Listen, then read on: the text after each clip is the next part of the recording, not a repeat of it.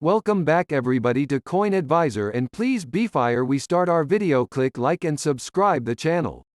So we have major news to talk about today. Ethereum has just gotten a major endorsement from Jim Cramer. Cardano adds 50,000 new staking addresses in 3 weeks. Morgan Stanley has perhaps given the greatest endorsement in Bitcoin that you can give, actually buying some. So much to talk about today, so little time. We're gonna start the video talking about price and talking about where I see the price going for the rest of the year. Now, I'm not a financial advisor. This is not financial advice. The reason why you subscribe to this channel is for daily news, opinion, perspective. We drop a video every day. We keep you informed.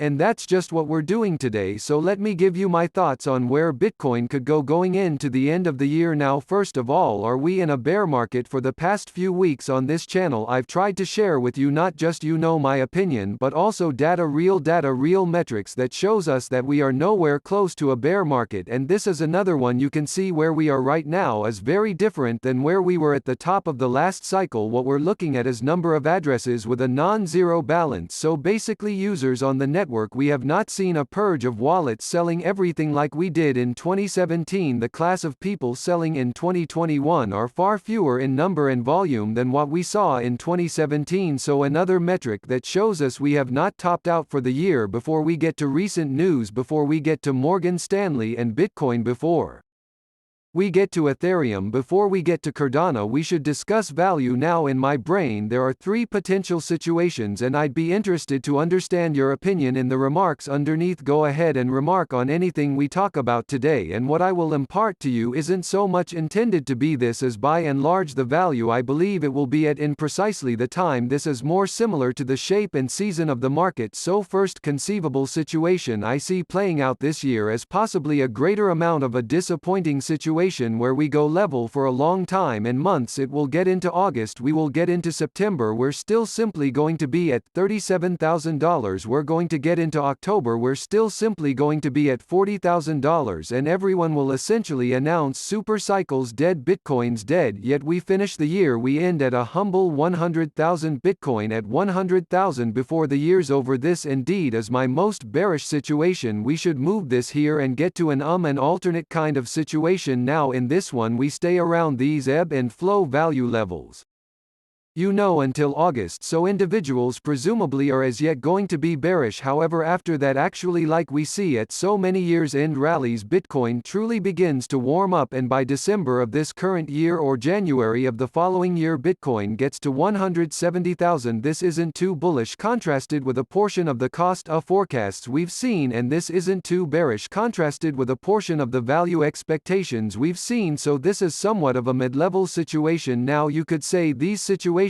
are bullish on the grounds that I'm not a Bitcoin bear, and you realize I comprehend that perspective. Yet we should get to my most bullish situation. My most bullish situation includes a smidgen of a phony out, really, where just before August Bitcoin slides right down a little capitulation to bring down lower 20,000 Bitcoin. That is a major purchasing opportunity, and you realize that makes many individuals send the value energizing higher. Bitcoin gets to around 80,000 by late August, another dump. They say Bitcoin's dead. Yet then before the year's over, really before we hit 2021, Bitcoin $350,000. Well, that is clearly an exceptionally bullish situation, and the specific cost isn't the mark of this yet. To make sure you comprehend, this is a drawn-out game, and regardless of which situation we're seeing, right where we are at the present time.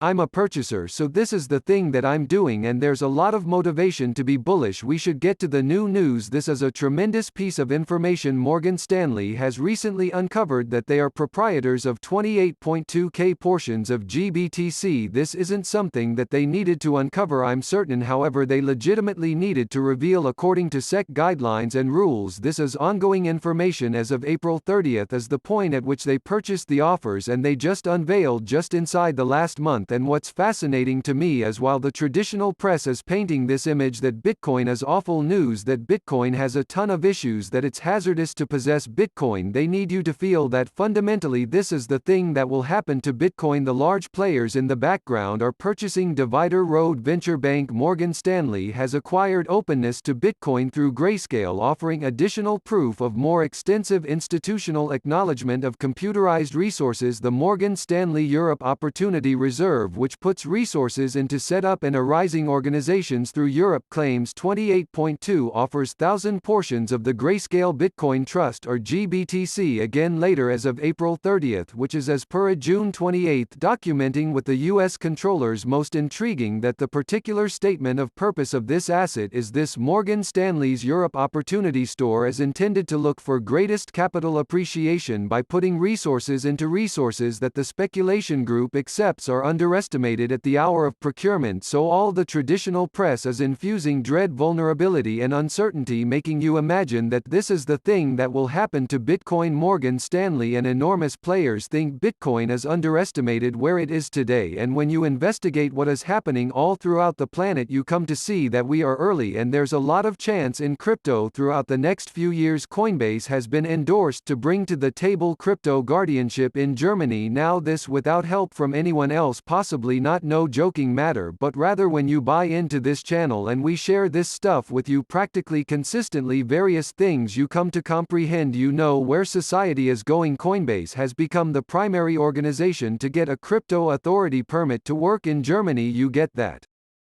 They're the first and they surely will not be the last. So Coinbase's efforts to comply with government regulations are not just limited to Germany. As you know, last week we reported that Coinbase completed registration with the Japanese financial service agency. Once registered, Coinbase can offer crypto trading of assets like Bitcoin, like Ethereum, to customers in Japan, now Germany, and you know the dominoes just keep continuing to fall. Let me know which coins you think Brian Armstrong and Coinbase are going to list in Germany. Actually, I want to point something out to you. Coinbase CEO Brian Armstrong just went on record saying we plan to list every single crypto asset we legally can. So your favorite cryptocurrency, if they legally can list it, they're going to list it. So that's pretty bullish for crypto, pretty bullish for Cardano. Cardano adds 50,000 new staking addresses in just 3 weeks. Platform's total number of staking addresses grew 8%. People who say Cardano is nothing don't see what's going on. Cardano is a major player in the open source dApp platform space. According to data aggregation platform Pool Tool, Cardano ADA added more than 50,000 staking addresses in just 3 weeks, reflecting a substantial 8% growth in less than a month. Cardano's total staking addresses surpassed the 60,000 milestone in early June.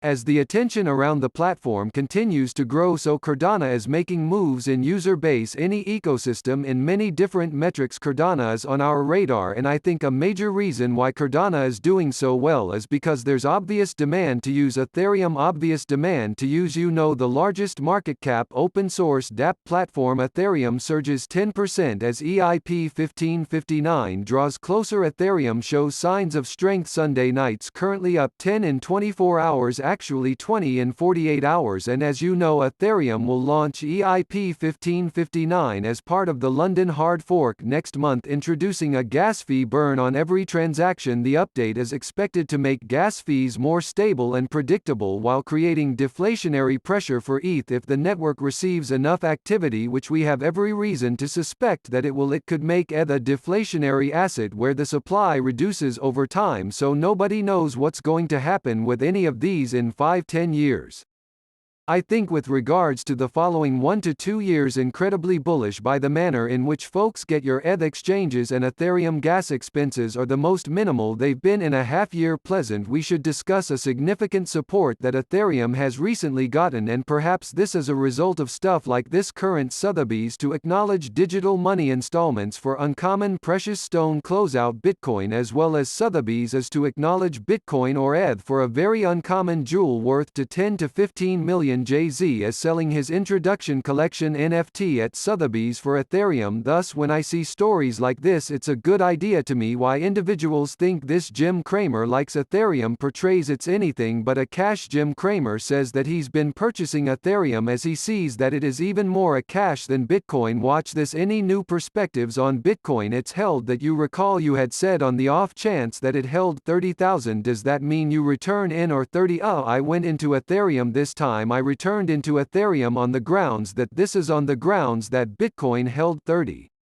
I like Ethereum in light of the fact that individuals really use it substantially more to have the option to purchase things, and I will keep on purchasing Ethereum. I simply believe it's anything but somewhat more game on the grounds that when you go purchase a NFT, Anything like that, everybody wants it in Ethereum. It's more of a currency bullish, have to be, there's too much money coming in. I went back into Ethereum because Bitcoin held 30k. I like Ethereum because people actually use it more to buy things, so he recognizes Bitcoin as the market mover. If Bitcoin's strong, many other coins in the market will be strong, and he's right, it's undeniable. Ethereum is used in D5 and NFTs, it's being used, and you know that makes it pretty bullish. So much going on in cryptocurrency.